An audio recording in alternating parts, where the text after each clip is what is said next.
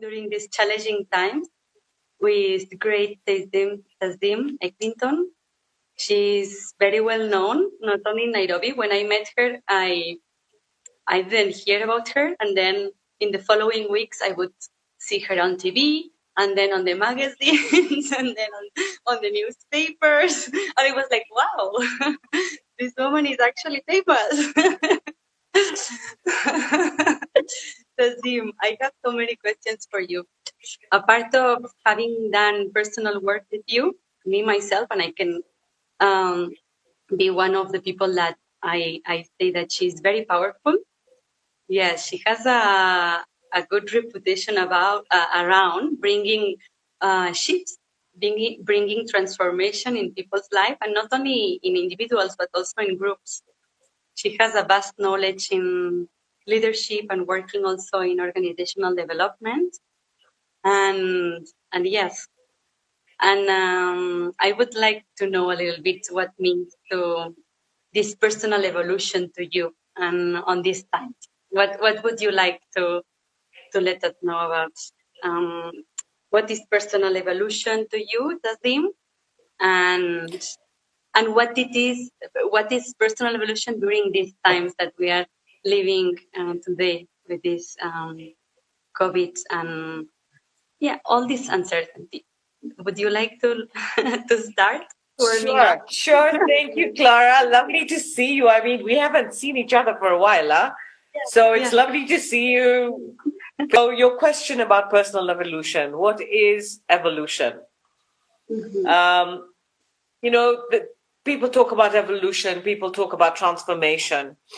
And some of these words are getting, transformation, actually the word has become very tired because people use it all the time and it's lost its meaning. And this is why when I decided to change my title last year, or was it the year before? No, I think it was last year. I put evolutionary disruptor because I wanted to use a phrase that would depict what is required for change to happen. So when we talk about evolution is happening all the time, just like change is. However, my tagline is responsible transformation. And responsible transformation only happens when people are committed to taking the responsibility of changing their lives. So personal evolution is when a person has made a decision by accepting that they have things that are not working in their lives and they have to change those. So whether it's at a person, always it starts at the personal level, whether it's, the therapy sessions, whether it's in a group scenario, or whether I do leadership work, it's always based on the fact that it goes back to every single person taking responsibility for their own change and for being committed and participating, not expecting me to do the work for them, because that doesn't work either. Yes, so does that answer your question? Responsibility, yes. So you are saying that change actually comes, of course, by taking responsibility first, but by willing to change and by contributing, collaborating, that you cannot change if you are not willing to, right? No. I mean, I have people asking me if they can pay for someone else to come and do therapy for me. And I say, no. You can pay for them if they really want to come. But otherwise, you'll be wasting your money. And I won't take it unless I get that person's commitment to wanting to do this for themselves. Totally. The first step is to be willing, right?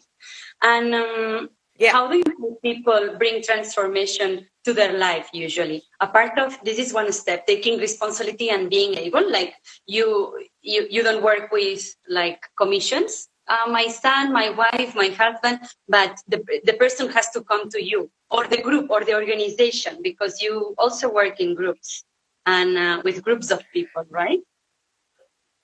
Yes. Now, when we talk about organizations, um, over the years, I've been doing this for 11 years, where I created my own leadership methodologies.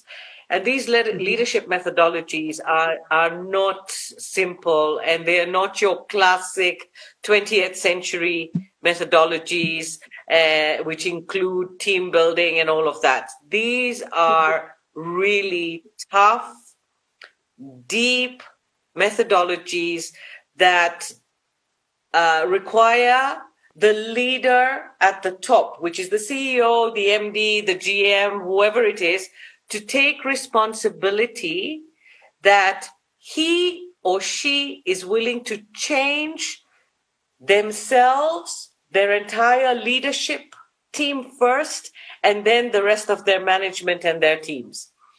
So what happens in this case is I have realized that there's a big challenge when it comes to human resources. Now, human resources operate on the old models of how companies should run. Yes, autocratic. Yeah. Yeah.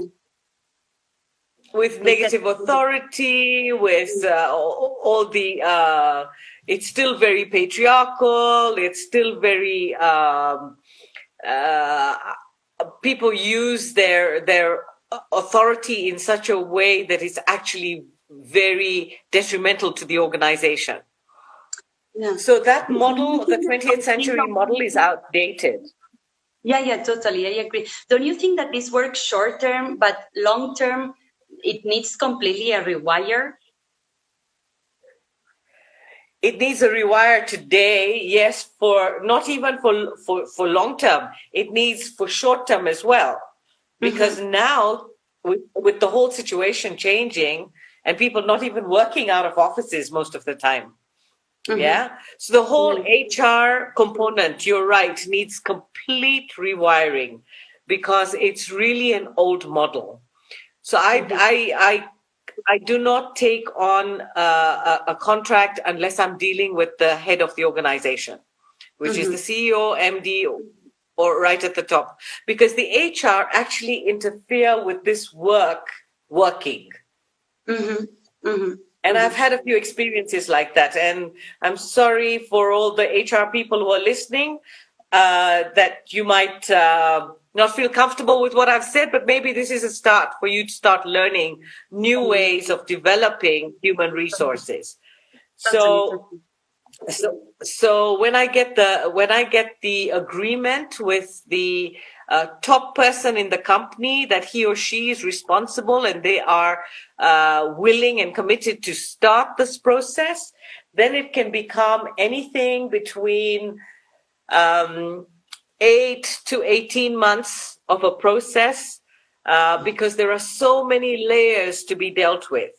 That's why team building doesn't work. That's why these one-shot workshops don't work. It is a process. You can't change people in one shot. No, totally. Yeah. It's a journey, basically, to work on their beliefs, right? And to shift from the inside. Totally. Yes, I fully agree. Would you like to tell us a little bit, not in depth because I have so many questions for you, but just briefly, how do you help groups and people bring transformation into their lives? You have now explained a little bit how you do it in groups and organizations, which is very much like making sure that the CEO of the company is on board and believing that this change needs to be done. Because if he's on board, then the other ones will follow if he believes and becomes a true leader. No, it's changing the boss to a leader. So I understood this approach. But now, how do you help people bring transformation in their jobs and in their lives? Yeah. So basically, I've worked with really interesting organizations like USAID, Film Aid, Tribe Hotel, Dusit Hotel, UNHCR, and many, many more, okay? Cellulant. And all these companies, from what I realized, even before I started working with these companies, is the fact that each of the companies have the same issues. have a different variation of the issues. So I have a template already of all the gaps within organizations. And then what I do is I measure the gaps through a process where everyone has to answer certain questions, because it's really important to get feedback from the team as well, from each of the people. Because how a boss or a leader sees things, how an HR person sees things, how an accountant sees things, and how a legal person sees things, and how a marketing person sees things are completely different. Their mindsets are different, apart from the fact that everybody's mindset is different. But then with these layers of different designations, so once I get all the input from every single person who's participating, then I collate the information, I create the direction forward, and then we do workshops, we agree on agreements and commitments. And how do we do these processes is I get people to start examining a couple of things which are fundamental in life and in running a workspace that's going to be profitable at the end. Because even with some of the companies I've worked for that are non-profit organizations, they may not need to make profit, but they still need to reach their deadlines and their goals, all these words that I really don't work with personally, but I work very well in helping people achieve them.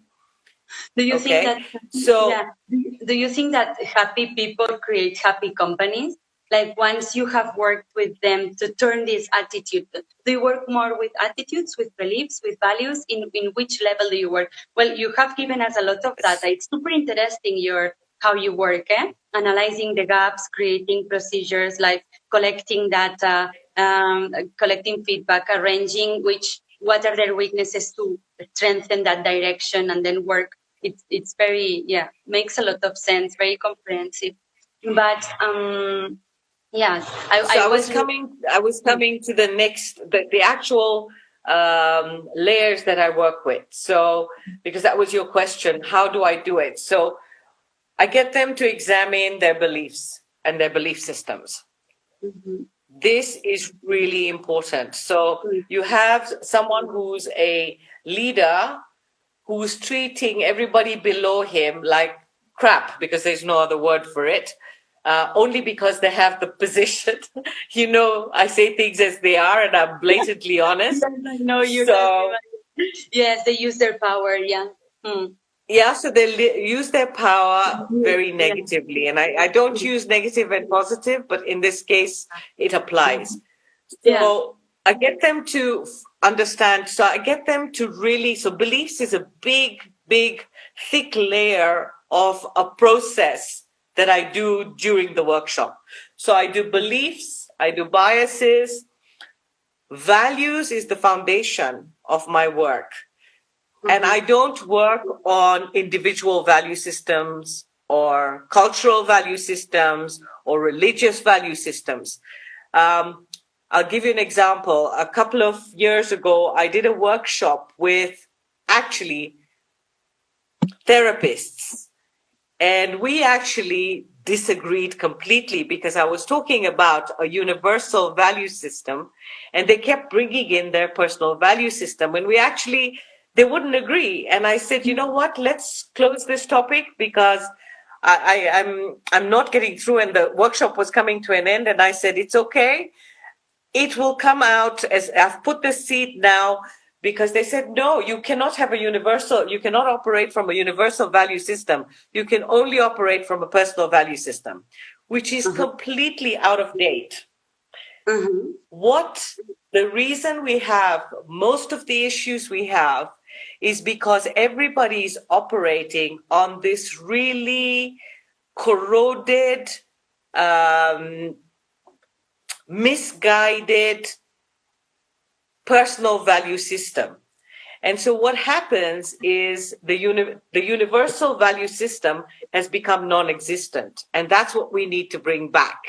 And that is the foundation of my work. Because responsibility must mean responsibility the same way to everybody in the same way. Not one says, oh, sometimes I can be responsible, or sometimes if I tell a little lie, it's okay. That doesn't work. It doesn't work. Having integrity means having integrity. And at the universal value system level, integrity means that you cannot lie. Not even a white lie, not sugarcoating, not exaggerating, not withholding part of the information. So And the universal. I have a question linked to that, so that I don't forget, because you have lived and worked in Canada and with organizations that are American, without saying names, but with and in Kenya and in East Africa in general and other places. Yes, I think you worked in other countries as well. But do you think that it's linked to some cultures? What you are saying, sugarcoating sometimes, or being extra polite, or not being able to say things the way they are, what you're saying a little bit, or don't you think that sometimes it's linked to the culture? It's a worldwide problem. It's a worldwide problem. Yeah. Okay. Yeah. It's a worldwide issue because culturally it may vary in its shape and face. Okay, so let's take an example. Okay, let's say you're Spanish, you're highly expressive, you like to say what you feel. Okay, and maybe in the Kenyan culture, and I don't know if there's a Kenyan culture. I think it's or a Spanish culture. There's some of it, but it's difficult to put a culture across millions of people. Yes, I really prefer to work on the personal culture aspect. So maybe Kenyans have been taught that they mustn't be so vocal or expressive. Yeah. And this is an issue here, that from the time, and now that's not a culture. Where did it come from? Let me describe this. This came from the fact that children going to school are not allowed to express. So it's not part of the culture. It came from the education system. Educational system, which is the educational system is still the old colonization one, like yes, without getting into the history facts, but yes, it's an old-fashioned system from the British colony that didn't get some updates, and they learn by repeating instead of by developing the critical thinking, which makes sense later on when those things are, totally. So this gets some violence. Yeah. You mean passive-aggressive behavior or more aggressive behavior? Yeah. Violence. Well, it affects them in all areas of their lives when they grow up not being able to express, and then they're scared of either losing their job, they're scared of getting into trouble, so they lie all the time. Yeah. So is that part of the culture, or is it part of the ingrained, outdated, imposed education system? So you see how far back it comes from. Yeah, it's I agree that it's a global issue, that it's so important to educate adults and organizations, companies in learning this leadership role and attitude, no? Because at the end of the yes, it's a conjunction of values, I agree, and new beliefs and new, but it's an attitude leadership. I believe, and yes, you are very right with your And then the other part of our taboo on this continent, on the African continent, is that people don't believe that any sort of, and I'm choiceful with the words I use when it comes to therapeutic leadership or anything therapeutic is a dogma. It's a taboo. Why is it important to go towards there, to go towards leadership in this moment of our history, of the world the way it is now? Why is important? Yeah. Why is it important? Okay, so before I answer that question, let me just add a little bit to finish off what we'd finished discussing. That not only does the education system, not only does the religious systems, not only do the cultural, tribal, race, money or status system, all these systems impact the way a person thinks. And all of these systems, political as well, affect the mindsets that people create in their heads. Okay, so it's not just the education that impacts a person, but the part. And then you have all these other big array, a bouquet of impositions that come from the outside world. So going to your question now, Clara, why do people need to evolve? Because it's very simple. Everything we knew suddenly came to a halt. Everything stopped. And people don't know how to stop. People don't know how to stay in one place, because we have created a way of life which is really actually quite exhausting. You know, this hamster on the wheel, I have to do, I have to see, I have to go, I have to please, I have to run around, I have to be busy, I have to do this, that, and the other. People don't have a minute to actually sit down and think about, you know, important aspects like meditation, like quiet time, like reflection, like, you know, learning to pause. Between every breath in and every breath out, there's a pause. Between every word and the next word, there's a pause.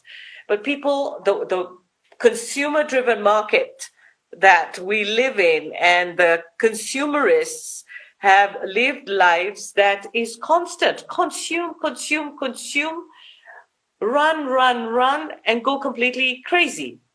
So COVID came, and two things. One, it created this stop or pause, very long pause until the battery is nearly running out. And two, it brought death knocking on the door. Two things that human beings today in the world think that they're invincible, that they're not going to die, that they are going to live for forever or for a long time, and that they need to acquire and buy and have so much of, and they're not going to leave with one little thing when they die. So humanity has forgotten the reason for its existence, and its existence is very transitional. It's transient. We're born, we have our experiences, we die. And so, regardless of whether this COVID-19 is manufactured and is a war between two superpowers trying to figure out who is going to win, or whether it's and it is a virus, I'm not denying it's a virus, but the way this virus has taken over the whole world seems very uncanny. So regardless of how it's come and why it's come, the point is that there is a flip side to it. And the flip side is people now have time to understand that their lives are not what they thought, that they're going to live to 80 for sure or 90. They could die tomorrow, right? Yes. And so this lessens a little bit. This makes our beliefs shake, because we were living on top of some beliefs that were a bit artificial, you are saying, not only in consumerism, but also denying the pause that you said, and also the death, which is a taboo still in many, many cultures, like Europe, for example. Yes. Yes, totally. People have had a shock. And so this shock basically has come at a time also where a lot of people don't know, but the planet itself is moving and has been, the frequency of the planet has changed in the last 5 years, and it's going to keep changing as we move from 3D into 4D and 5D. And if the planet cannot carry all the toxicity that we have given to the earth and created for the planet, every human being cannot live with their own toxicity. All this garbage that people are carrying has to come to the surface, has to be dealt with. We have to get lighter. We have to start dealing with our baggage from this lifetime, from other lifetimes. We have to start really understanding that this life is an experience. We have come to have this experience where we can choose whether we die or whether we can work through our issues and die light as a feather. Totally, yes. So much wisdom, Tazim. I really need like a conversation with you. We should do it more often, even if it's Instagram or anywhere. Thank you. Yes, there is so many insights. I have still some more questions. Let me check the time. Yes, we are. Thank you, Tazim and Clara. Thank you. Heal yourself now. Thank you. Tazim is amazing. Is shift paradigm, shift personal evolutor. Yes, she really helped a lot with her wisdom, insights, and strong intuition. Yeah. I wanted to. I had here the beliefs. What beliefs do you have about how is like facilitating processes like this? Thank you, Oscar Plans. Very interesting. Thanks. Um, Having hello. So basically, what the question is you facilitating these processes of transformation in organizations through leadership and in person, because you also take. I understand that people travel all over the world to spend sometimes weeks with you, and you do intense work of transformation with people. No, sometimes that we have gone out and it's like, oh, this person has come from there and she stays in a hotel and stays few days to work and to shift themselves, and you help them shifting to other beliefs that are not limiting beliefs. They break through that. No, they go through personal transformation as well with you, not only in organization. But I have two questions related to that. The first one was that with these works, what have been the biggest achievements? And also, you as a facilitator, what is the work that requires to facilitate transformational process? I find this like, what are the ethics behind or the responsibility? Do you leave it like a gift, like a burden, both? A little bit, I would like to understand, how do you live this responsibility? Because you were speaking about of big names of big organizations that you have facilitate and bring change. Also, I know for a fact that some people big in big positions have traveled around the world to spend few weeks with you to help them shift themselves, their beliefs, and get into this other state, no, to give birth to newer selves. My question was more about how do you live it and how is for you, and if you could also bring some achievement or results without mentioning organizations names, of course, all confidential and all that. So the first question is, how is it for me? And the second one was more like your biggest achievements in the transformation, you either in organizations or, well, you explained more in organizations before. If you want to go through personal experiences, that would also work, so that we understand better your work, your so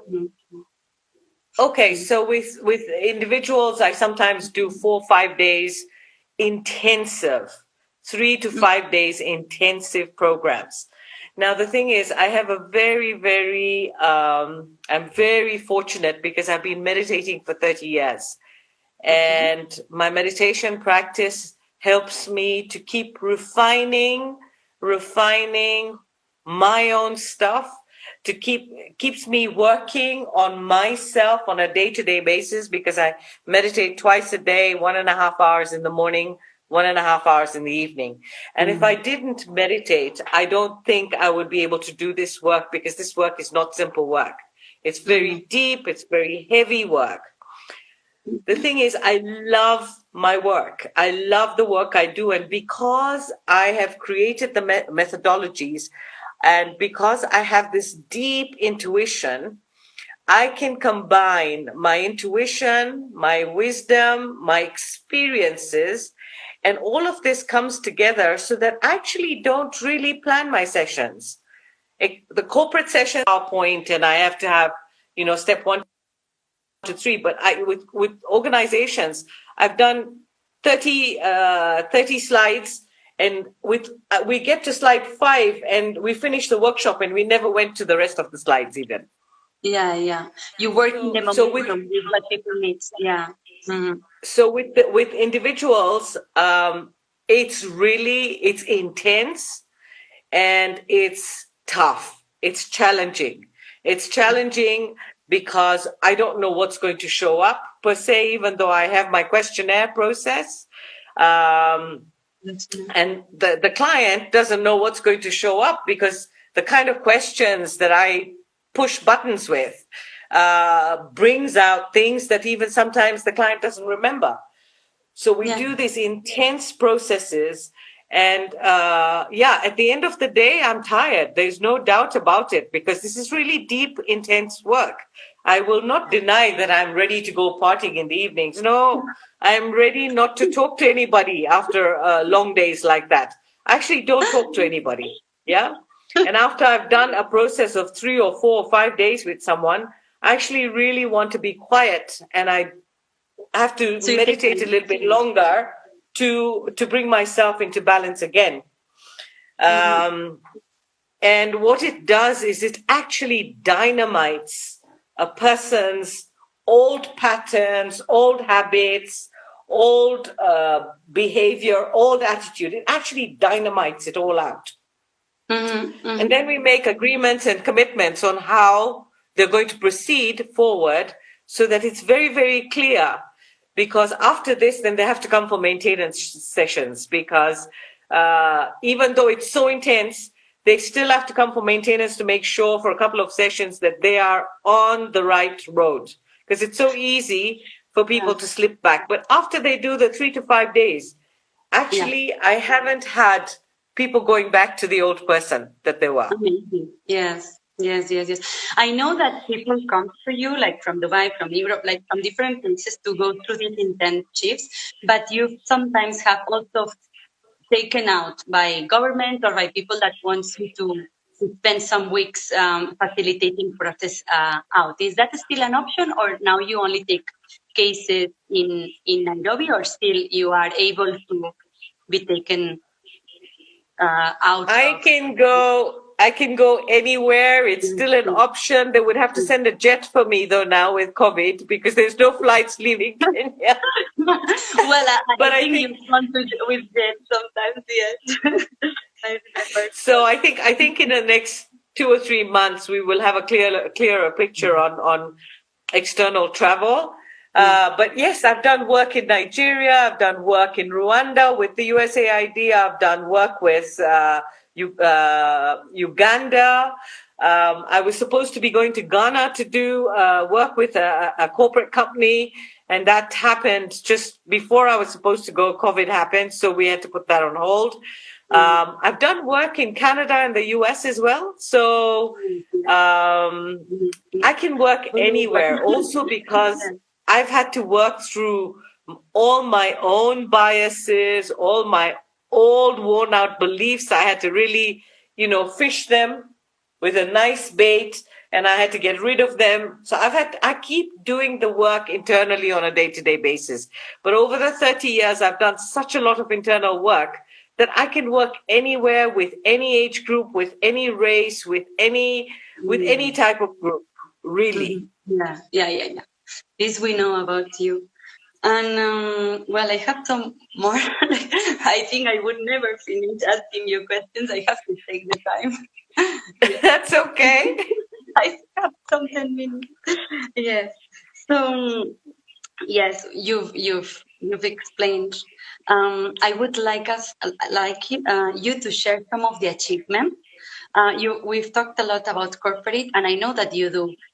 Also, you use therapeutical approaches in the organization, and that's why your big achievements comes and all the amazing process that you have shared with us before. But in terms of personal, I'm more because I know that you have brought a lot of change to. You've helped change people's life, and people that they were in deep addictions on top of addictions, on top of just unhealthy patterns piling up.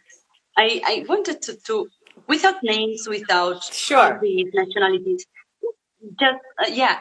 Could you like give us some achievements of people that have yes to like shifted their lives after the work with you and I completely like the first thing that you said is taking responsibility and willing to change, not being sent or pushed by anyone.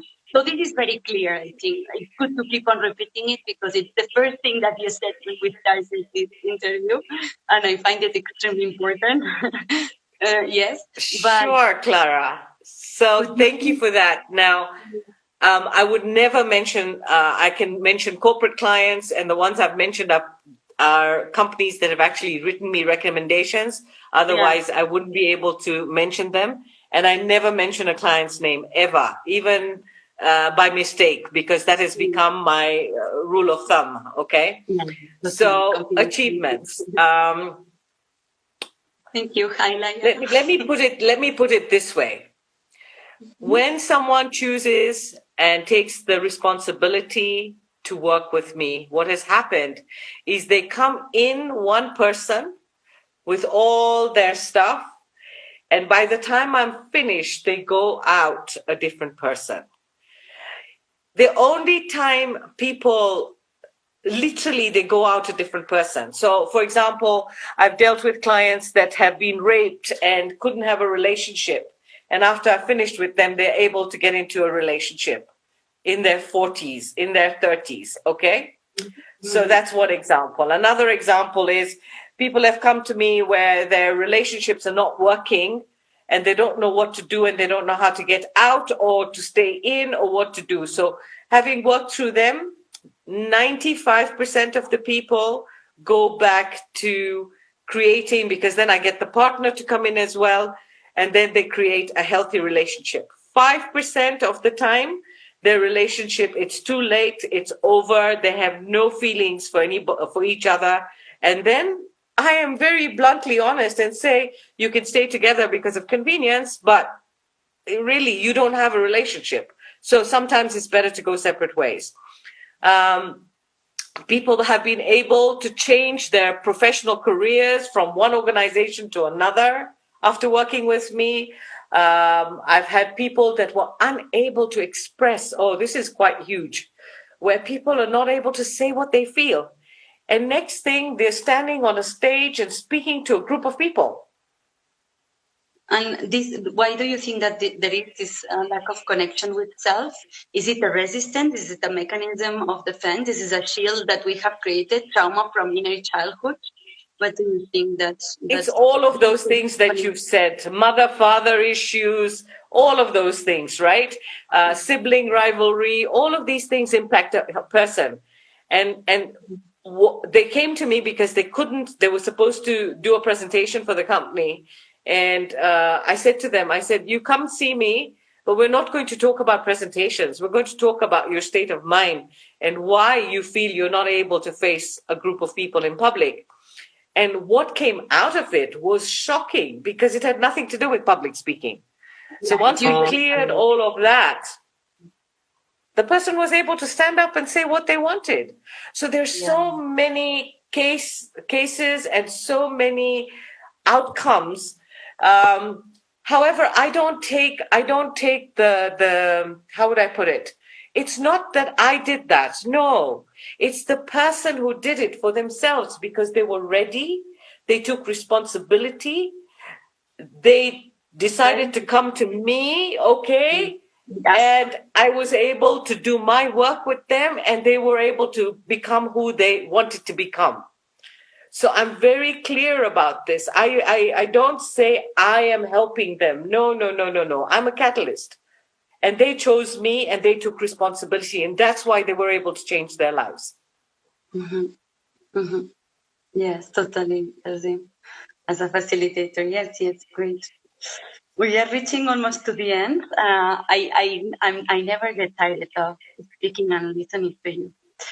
And I Thank don't see you. that we have dinner together in Nairobi, and you continue enlightening me with your wisdom and all these years of experience and intercultural experience, because you lived all across.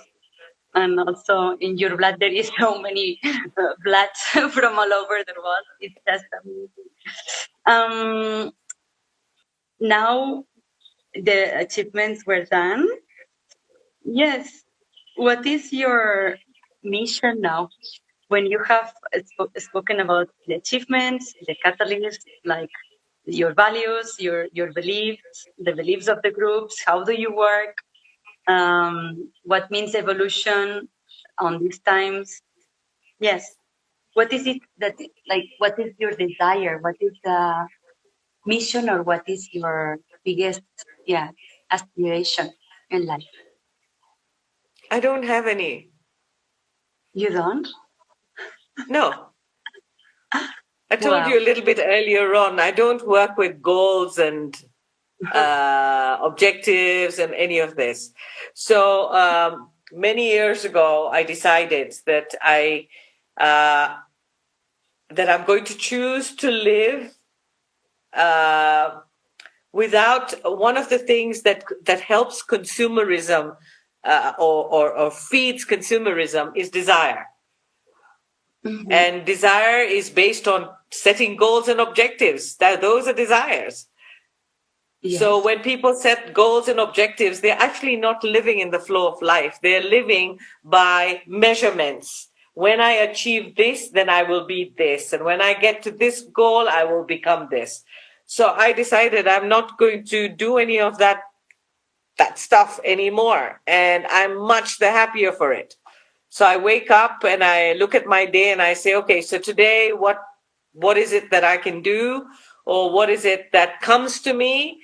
And it's amazing how things just come. Yes, true. Yes. So yeah, I don't have any vision, mission, no goals, no objectives. I want to just live my life sharing myself as much as I can, and not getting locked into this hamster wheel. Yes, totally. Yes. And if you would give us advice to the people that are younger, following your steps, you have been a role model for, even though you don't believe in goals, for so many therapists, coaches, personal development, person trainers, a lot of people, and I include myself, look up to you. Oh, Not thank you, because of, Clara. no, not because of your, that you speak completely your mind and you don't keep quiet when you don't like something, or not for that, because yeah. Uma says awesome. Yes, it's true. She's also one of the we followers, the Zim followers. But yes, when we look upon you, we see values, we see a lot of integrity, and that you live according. You say you don't have a mission, but you live so according to what you preach, to what you help, the processes that you facilitate, and that you meditate 3 hours a day. I mean, who does it? That's your discipline. Your discipline is amazing. And yeah, what would be the advice that you give us to me and to all the people that will watch later on this video, and that I will download and send to some of the people in other time zones? Yeah, that follow you as Thank well. you so much, Thank Clara. you. Thank you. So my parting words would be, please don't take this life like don't take it for granted. Don't take your life for granted, and don't expect things to shift in your life if you don't take responsibility for doing your own work. So regardless of whether you're a therapist or a leader or someone that polishes shoes, it doesn't matter your position, your how much money you have or you don't have, what you can wear, what you can't wear. None of that matters ultimately. What really matters is what you do and how you clean up the quality of your mind. If you do not clean up and create a good quality of your mind, you are going to die with all the baggage that you're going to take to wherever you go next. Please clean up your inside, your interior mental state, work on it daily, find resolutions to your problems, find a way of living very simply, so the less you need, the better it is. And you'll find that your life will start becoming more peaceful and calm. Because that's what I do. Rani Sego says amazing as always. Yes. Thank Yes. you. Yes. Thank you. Thank you so much, Tazim, for taking time tonight, for being with us and sharing your wisdom. I'm so glad that you made time to talk to me tonight, and we will continue the next sessions. Next week we'll be with Kinnary, and we'll be talking about science of the mind and hypnosis as a tool for psychotherapy, and yes, and later on with some doctors from different countries, Venezuela, and we will try to combine English and Spanish so that I include my my country and people speaking my own language. And I'm very grateful. Thank you, Tazim.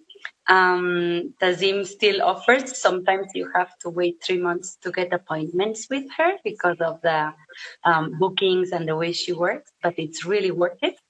I will finish by opening up that when I was, how many years ago? In 2015, five years ago, I think. Yeah, I did a work with her. I really cared a bit too much of what people was thinking, and I got a bit too influenced of other people's opinions, and this would make me doubt myself. And yes, I after a few sessions with her, I really realized that as far as I was connected with my inner God and inner intuition, I had it all within me. So it was a big learning, and I gained a lot from this, and I became a better coach and psychotherapist thanks to Tazim. So I owe her a great deal, and I'm very happy that I took this journey with her, and I would recommend it to anyone that wants, as she says, to clean the. What can you repeat the sentence, Tasim? You said that we should clean our own Internal state of mind. internal state of mind to be able to continue with whatever it's after, clean and as light as a feather. Thank you, Tasdim. Have a lovely night, and thank you very much. I send you a big Thank hug you, from darling. Kampala. Thank you so much. Thank you. Thank you for inviting me. And we'll talk again soon, okay? Yes. Mwah. Bye. Have a good Bye. night. Bye. Bye. Love you too, darling. Bye. Bye. Bye. Bye.